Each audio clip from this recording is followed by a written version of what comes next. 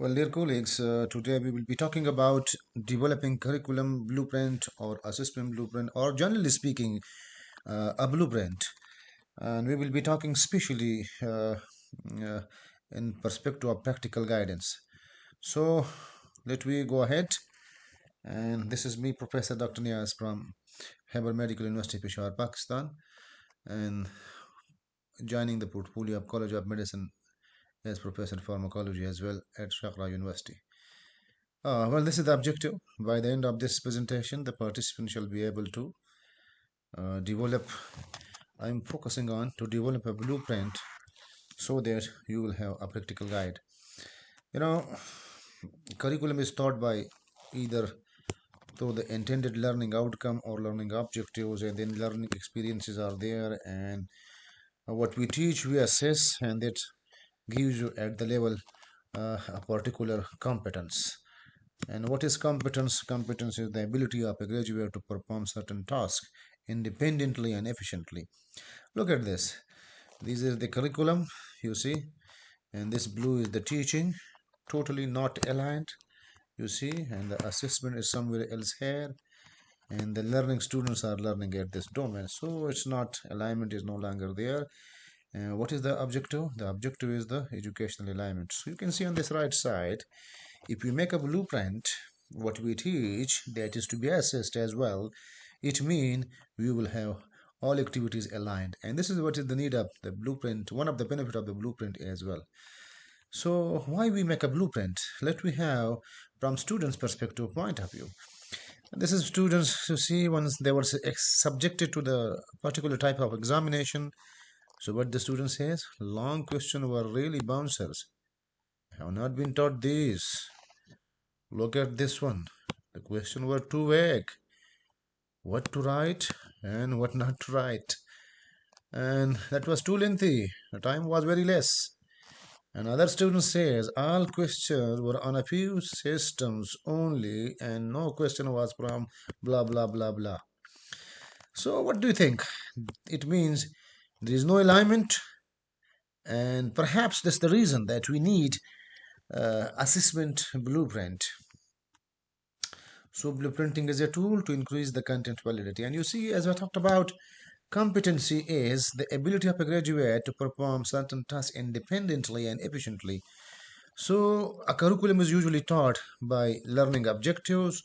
It is aligned with the learning outcome, and this each learning outcome then is contributing to the competency. So if I draw it for you, competency at the center, and then outcomes having is bordered like this one, interrelated, a matrix form, and these are the objectives, learning objectives, and then learning objectives are aligned with learning outcomes.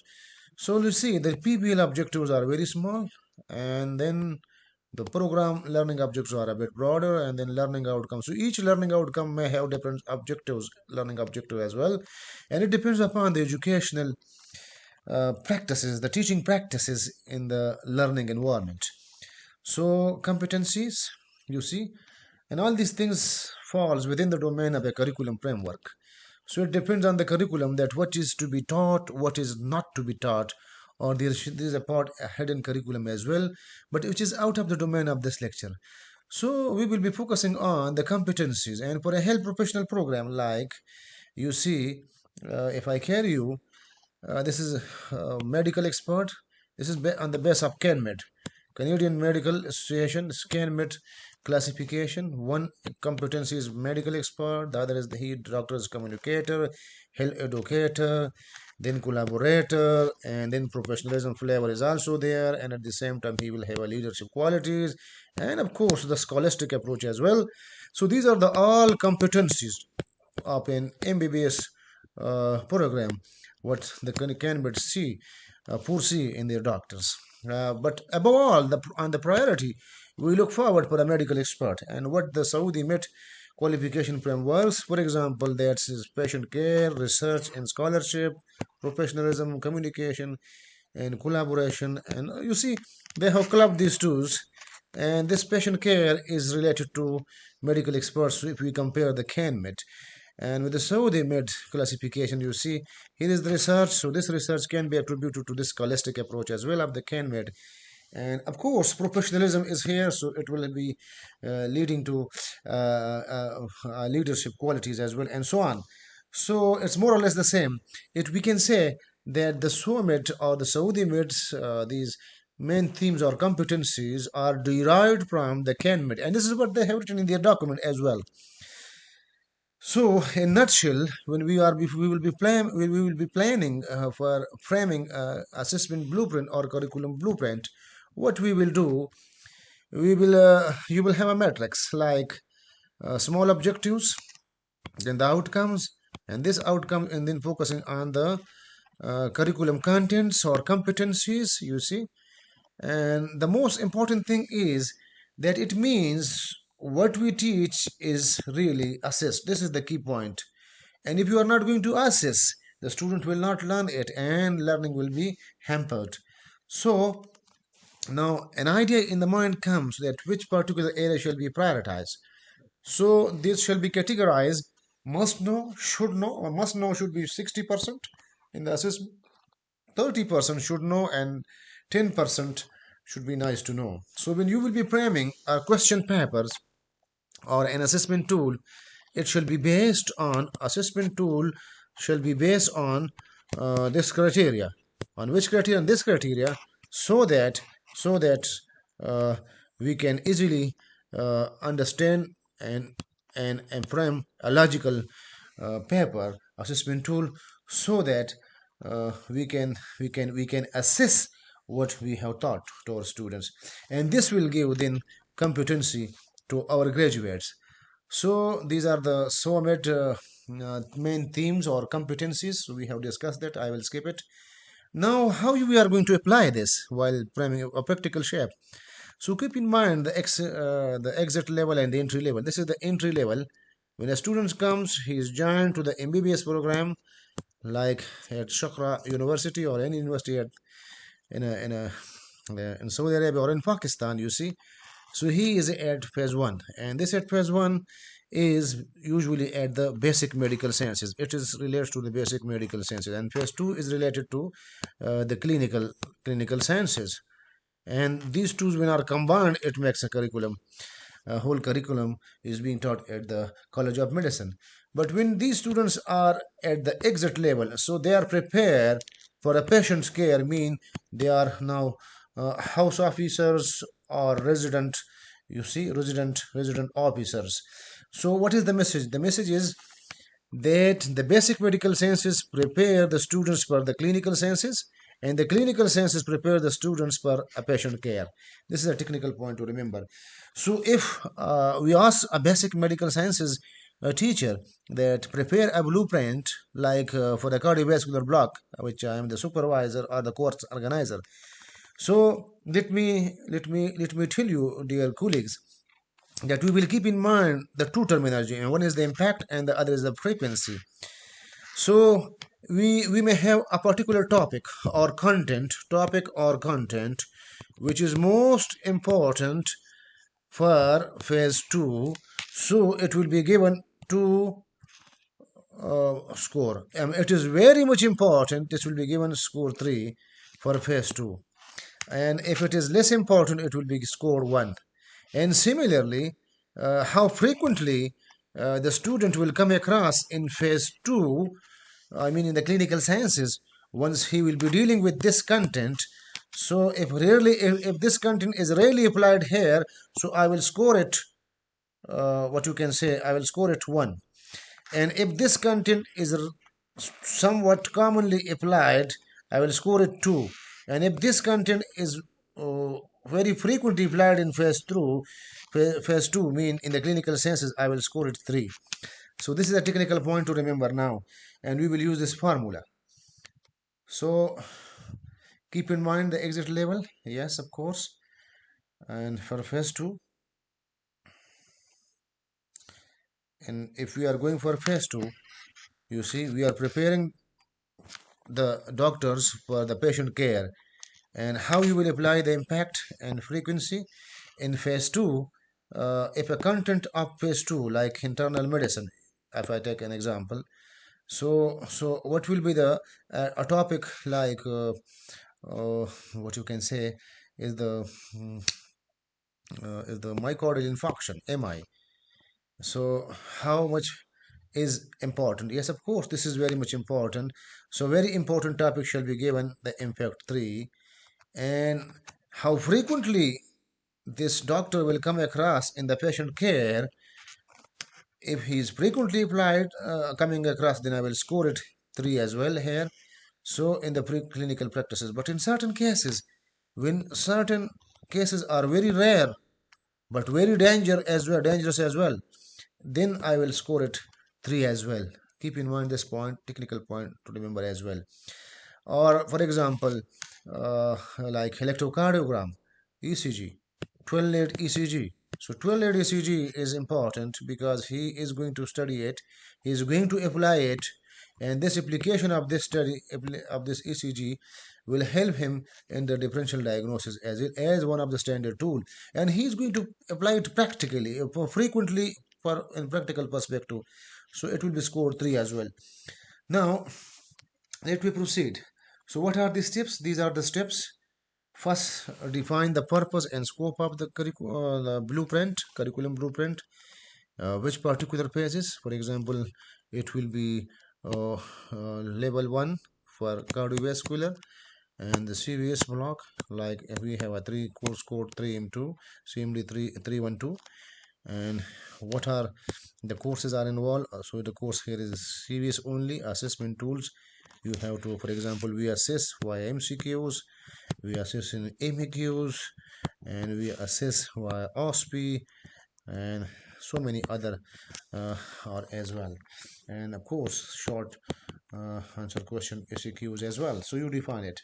Now this is a practical view.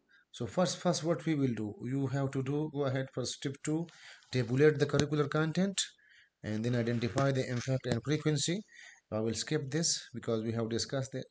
And the step 3, you see, for impact, as I discussed early, so less important for phase 2. For the next phase, you will give 2 score and 3 score or 1 score, whichever the case is.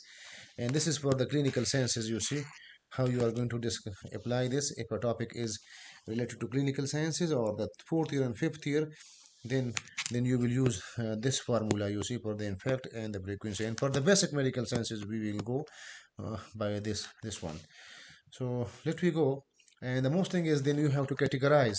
Once you are going to categorize it, so in the categorization, one thing is very important. What should be the student must know, and what should the student know, and what is nice to know. Logically speaking, this shall be 60%, this will be 30%, and this shall be 30%. If you ask the medical educationists uh, are focusing, and they have segregated like this once, as we have discussed this. So when you multiply the impact with the frequency, and you get a score 6 to 9, it shall be categorized as must know. If the score goes to 3 to 4, it will be should know, and if it is between 1 and 2, it's nice to know. But remember, this whole setup shall be 100%. Let me have a practical view. I will skip this. And if you are going to make a final curricular blueprint, so what you will get here, here will be the contents. I have not shown it. And then 6 to 9%, because we cannot show it, because there are two school of thoughts that curriculum contents cannot be shown.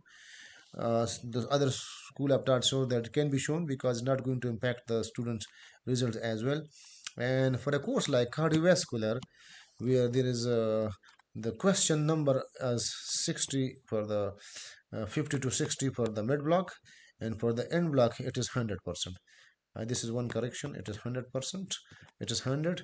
And for the MEQ there are 30 questions, and then SEQs shall be 10, and the OSPI are 23 station. Remember, question is how much, why we determine it.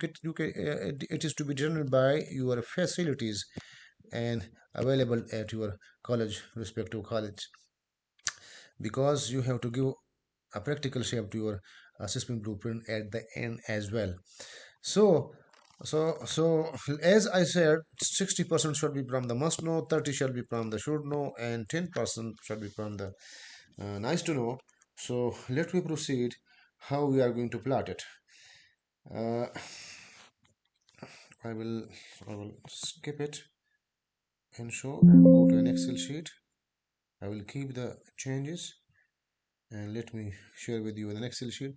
This is an Excel sheet which I have categorized. You see, this is the cardiovascular course, and I have this. The course will be, for example, the course code is 312, and this is for phase one, mean basic medical sciences, and we are preparing for the clinical sciences. Keep in mind. So what the message is, the message is these are the course content. You have first tabulate the contents, 1 2 3 blah blah. I have made these contents hidden because we cannot show it. So just for the presentation purpose, I have shown some of them. You will give, this is the mode of information transfer, and then the impact. If I'm asked to write, like just as a practical guide, endocarditis, I'm going to write endocarditis. How important is endocarditis? You can place it in pathology, and the mode of information transfer will be through the lecturing and PBL as well. So you can put a scenario on PBL as well, and through the lecturing you can give it as well. And endocarditis is very important, so I will give it the score of impact 3. And this is how I have told you in the beginning that uh, if it is involved, a topic is more involved, very important for phase 2 mean the clinical sciences, it will be score 3. So I have given a score of 3 here to the this particular topic, endocarditis. And then it is very frequently applied, I will give it to score 3. Now the question is that it cannot be applied frequently, but the topic is very interesting and the endocarditis is very severe. So I'm going to score it 3 as well. And now you get a score of 9. And a score of 9 mean that it is in the category must know. So the student graduate must know the endocarditis in the so far the CVS. And in this way, it will give you this is the weightage, and you see this will give you the total cumulative factor values for the categorization at the, because I have had this particular topic, this for all topics, because I cannot show it because the secrecy will be out. So I have to go back and I have to remove it, you see. And if I'm going to remove it, so what I will do, I'm going to remove it, and this is the score is now, it is 362. 362 is being adjusted here while giving the weightage, and I this is 362. So impact factor mean this one is then multiply divided by 362 here in this column. This is a totally Excel sheet. This will give you the number of items, and here you can see the number of items. Then we have made it rounded. 1.1 is rounded, 1.7 is rounded upstairs, and this is rounded, you see. And sometime you can see the total score now is 87.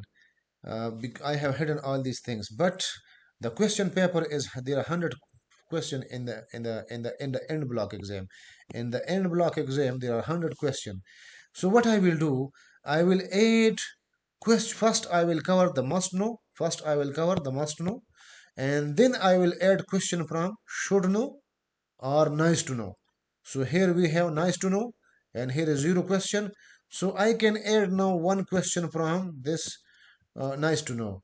Or if you think that this particular topic is more important, if I carry you again that therapeutics for the thromboembolism, and it is not score well, so and this is very important, so I can change this as well while setting the curriculum blueprint, you see.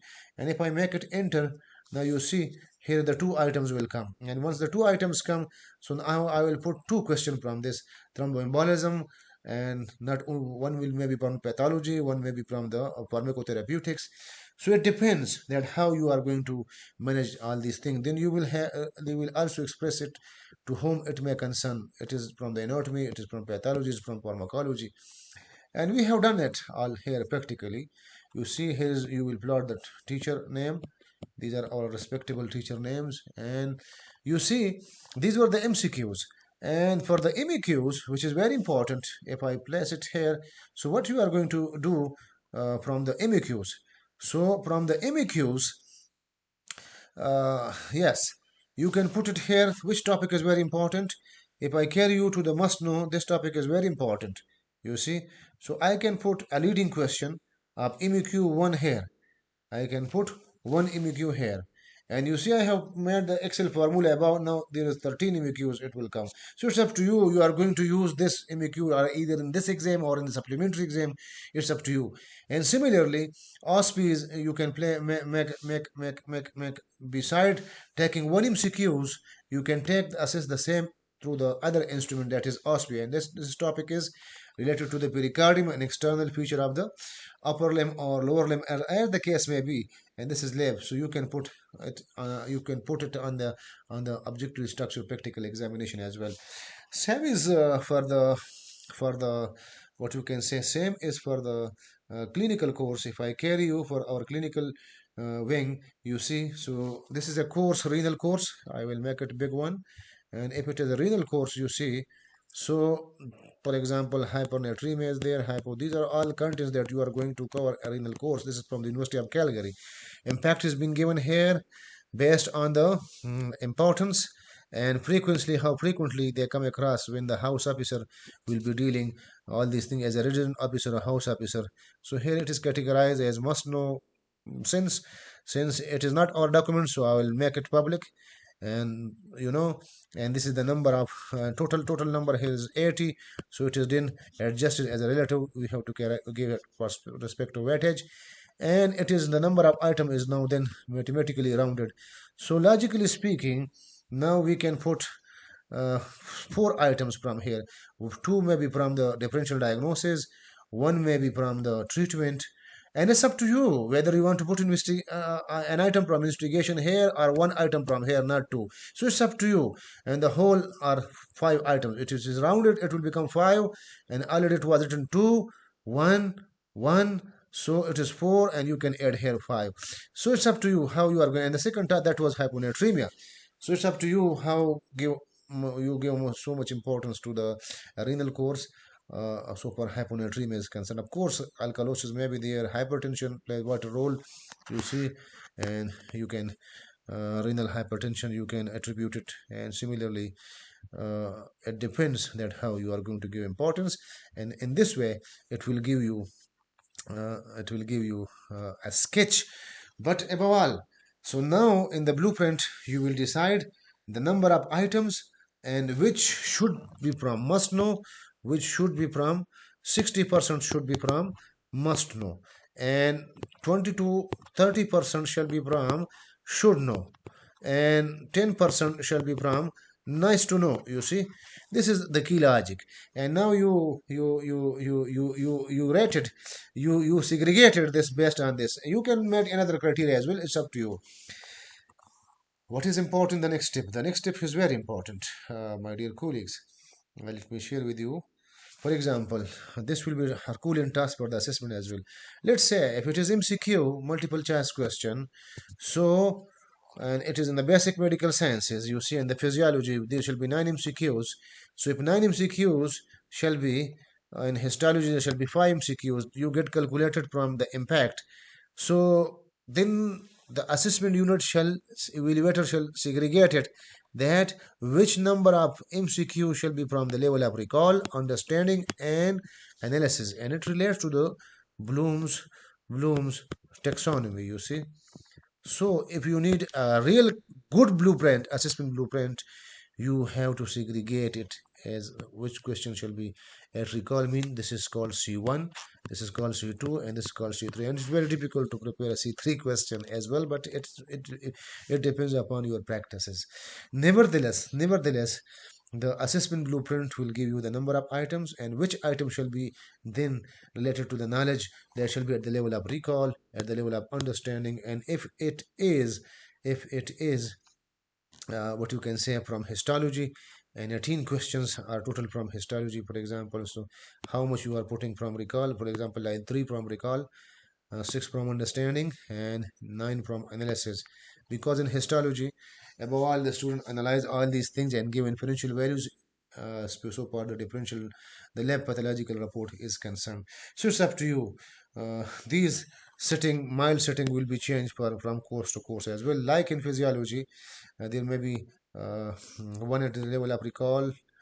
This is from particular level, and other, understanding two are from understanding from this topic, like must know, nice to know, and should know. And analysis three are also there, three. So 3 plus 2 plus that's 5. And you know the net, how much the number of MCQs you are going to play in it. But at this stage of the curriculum blueprint or assessment blueprint, it's enough just to plot the contents versus mode of information transferred, impact, frequency, give sufficient weightage, determine the number of items you see, and which particular item relate to which discipline and whose particular teacher is involved, number of MCQs, number of MEQs, number of OSCE or OSPI, and of course the short answer question. If you do it and plot it and tabulate it, this will complete your assessment blueprint. So going back to the points now, my final presentation. Now the question is that which particular number of question, how much the particular number of questions shall be there. So as this is what we have discussed it, and then as I said that whether your contents or your objectives, you see you are going to plot it. If total 9 MCQs for a pharmacology is there, so from the must know there will be 5. The committee will decide it. 3 will be from should know and 1 from nice know. It is 9 question is there. And how it is then how it is then segregated. So from recall 1 1 1 3, and from understanding 1 from this and 1 from this, and it will contribute total 3. And from analysis there will be 3. So for example, the topic is cardiac cycle. Yes, the student shall evaluate analysis, can do analysis easily. And now you see it depends upon the potential of a particular topic. There you are going to place an MCQ at the C3, C2 or C1 level, and the total will be equal to 9 9, and this is how this will complete your assessment blueprint. The question is how much question shall be plotted. So in the standard medical education practice there are some statement at a discrimination index of 0.3, usually it requires 50 to 60 MCQs, and in general with a discrimination index of 0.2 we required 100 number of MCQs with a reliability factor of 0.8. It means increasing more than 100 number of items will make the reliability plateau and will not going to increase further. So as a rule of thumb, the MCQs in an exam shall not be less than 60 number, or so not be less than 50 to 60 number, and second, shall not be more than 100 MCQs. So if you ask me, from a mid block exam, for a mid block exam, I will make the MCQ 50 because it will fall within this criteria. And for an end block exam, I will keep 100 MCQs because it will fall in this criteria. Thank you very much.